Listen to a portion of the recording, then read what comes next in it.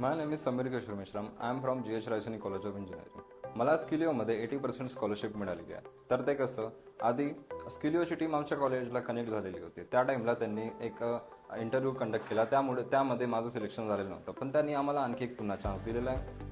त्यामध्ये आमचे आधी डेमो सेशन झाले आणि त्यानंतर एक एक्झाम कंडक्ट झालेली होती.